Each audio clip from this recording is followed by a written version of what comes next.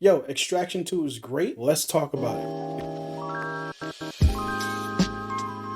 Extraction 2 stars Chris Hemsworth as Tyler Rake. It stars Golshifteh Farahani as Nick Khan and Adam Besa as Yaz Khan. Written by Joe Russo and directed by Sam Hargrave, who directed the first one. This team comes back and they come back in fantastic fashion. Extraction 2 picks up right where we left Tyler Rake, floating in a river in Bangladesh, suffering severe injuries including a gunshot wound to the neck. This dude goes through an incredibly long recovery period where he was kind of iffy whether he was going to make it or not, but of course, you know, he's the star of the movie, he was going to make it. But with Yaz Khan and Nick Khan right at his bedside, taking care of him, making sure that he got himself nursed back to almost full health by the time that he actually gets out of the hospital. He gets out of the hospital, he goes to a small den in a wintry location where he could just take care of his dog and his chickens. And Alcott, a mysterious shadow figure, comes out of nowhere and tells him that his sister-in-law and his niece and nephew are being held hostage in a prison by her husband, his brother-in-law, who's actually the leader of a Georgian gang who does not want them to be separated because he just wants them in fear and in bondage while he's around them running this gang from inside of the prison. But of course, Tyler picks up his bags. He says, look, I'm going to go extract my family. I'm not leaving them in this prison with this madman. Also, I really want to make up for not being there for my son as he died from cancer, which we saw from the very first film. So yeah, that's our setup for this movie, to go break this family outside of prison and help them escape their abusive husband slash father. And the action starts there.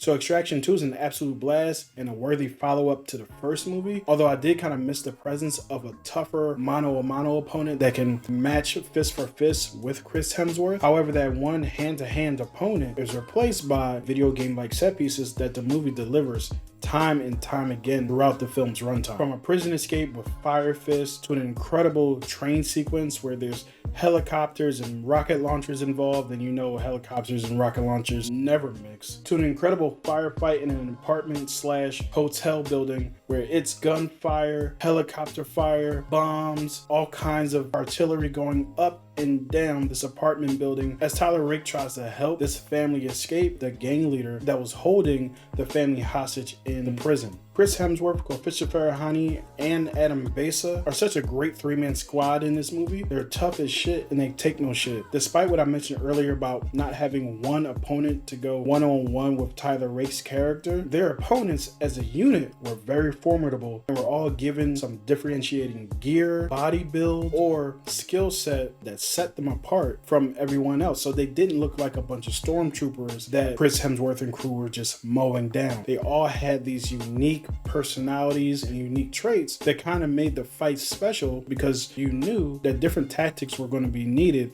in order to take out each and every one of these opponents. So all the opponents stood out. And in between all the action, there was some really good character work to give these characters the depth that's needed for you to actually care about the characters or fear the characters. There's only one real issue I have with the movie, although I really did enjoy myself, and that was the final fight between Tyler Rake and the leader of the Georgian gang. Throughout the movie, this Georgian gang leader walks and talks like he's the toughest dude on the block, but when it comes to the final fight, he goes to the taking hostages route and tries to get other people to do his dirty work for him. It's really disappointing because throughout the movie, he really showed himself to be a formidable opponent as well. So to see him kind of take the coward route out, I wasn't really prepared. Hiding behind hostages, threatening to kill innocents in order to get to Tyler Rake. That's not the vibe that you were setting throughout the movie. You were telling me that you was the baddest dude on the block and that you would go up one-on-one with Tyler Rake. And that's how you presented yourself. So when it's time, you take the coward's way out. I didn't get that writing choice at all. I was really looking forward to the big mano-a-mano, fisticuffs,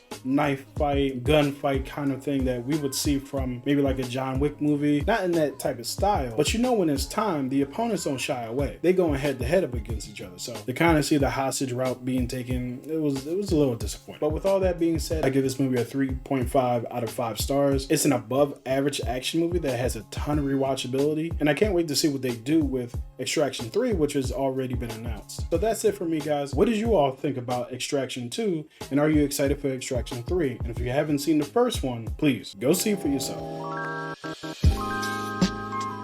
If you enjoyed this video, hit the like, hit the subscribe, and that's the best way to support the See For Yourself channel. As we grow, I can do more, I can review more, then I can give you more of myself than I can right now. So this is Ken from See For Yourself, and I'll see you next time.